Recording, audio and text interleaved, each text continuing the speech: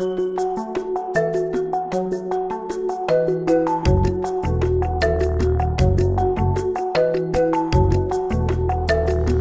numéro 11 de la JLMB est un numéro d'actualité. Appelons-le tutti frutti, si vous le voulez bien. Il commence par un arrêt de la Cour constitutionnelle du 9 février 2017.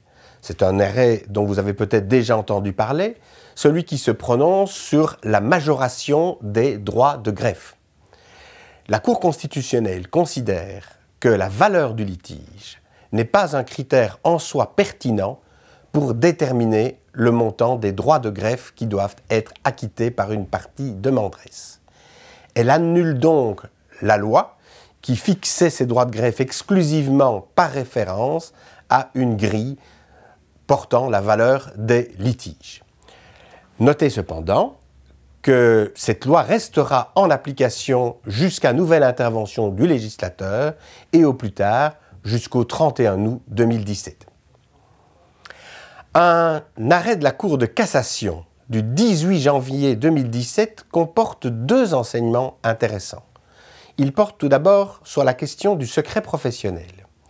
On sait qu'un avocat qui est poursuivi en justice par un ancien client a la faculté de se prévaloir d'éléments couverts par la confidence dans la stricte mesure nécessaire à la défense de ses intérêts. Mais cette exception ne peut s'appliquer lorsque c'est cet avocat qui prend lui-même l'initiative d'une action, une plainte pénale en l'occurrence, contre son ancien client et qui, dans ce cas-ci, avait même révélé des éléments contenus dans un rapport d'expertise psychiatrique pour asseoir ses prétentions. Cet élément de preuve étant écarté dans le cadre de l'action, et le premier interrogatoire de la personne contre laquelle une plainte avait été déposée ayant été écarté parce qu'elle n'était pas à ce moment accompagnée d'un avocat, se posait alors la question de la recevabilité des poursuites. La Cour d'appel avait décidé que l'on était ici en présence d'une irrecevabilité pure et simple. La Cour de cassation sanctionne en disant qu'en principe, la sanction de l'irrégularité d'un élément de preuve et la sanction du fait qu'une personne a été entendue sans l'assistance d'un avocat est l'écartement de cet élément de preuve ou de cette audition.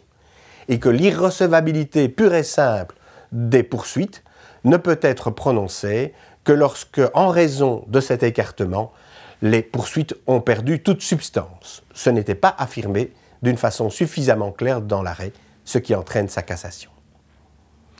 Un arrêt de la Cour d'appel de Bruxelles du 19 janvier 2017, soit le lendemain, intéresse cette fois les bureaux d'aide juridique. Il pose le principe qu'il appartient à l'État, au-delà des frais ordinaires de l'assistance juridique, de prendre en charge les frais d'aménagement extraordinaire de locaux de ces bureaux. J'épingle encore un jugement du tribunal correctionnel de Nice dans une décision qui a fait beaucoup de bruit, c'est celle de Pierre-Alain Manoni, cet universitaire français qui avait recueilli 3 jeunes érythréennes dans un squat ni chauffé ni fermé, dans des conditions absolument abominables, alors qu'elles étaient blessées, frigorifiées, et qui les avait emmenées chez lui, ou plutôt qui avait essayé de les emmener chez lui pour leur offrir une nuit plus conforme à la dignité humaine. Il était poursuivi pour la nouvelle infraction que j'appelle infraction de fraternité, mais qui en réalité est l'infraction d'aide au séjour et à la circulation de personnes non autorisées à circuler sur le territoire.